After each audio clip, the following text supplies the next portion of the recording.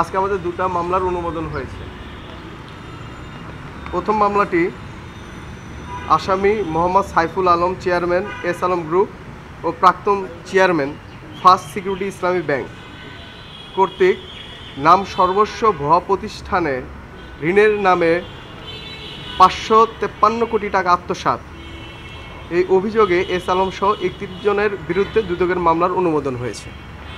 এর পাশাপাশি আসামি Mohammad Saiful Alam, chairman S Alam group ও প্রাক্তন chairman first security Islami bank কর্তৃক ফার্স্ট সিকিউরিটি ইসলামী ব্যাংকের বিভিন্ন পর্যায়ের কর্মকর্তা এবং মেসার্স সাফরান ট্রেড ইন্টারন্যাশনাল নামক নাম সর্বস্ব বাস্তবে যার অস্তিত্ব নেই প্রতিষ্ঠানের স্বত্বাধিকারীর সাথে পরস্পর যোগ সাজসে অপরাধমূলক অসদাচরণ ও বিশ্বাস ভঙ্গ করে জালিয়াতির মাধ্যমে 548 কোটি টাকা বিভিন্ন নাম সর্বস্ব হিসেবে সমন্বয়ের মাধ্যমে আত্মসাৎ করা হয়েছে।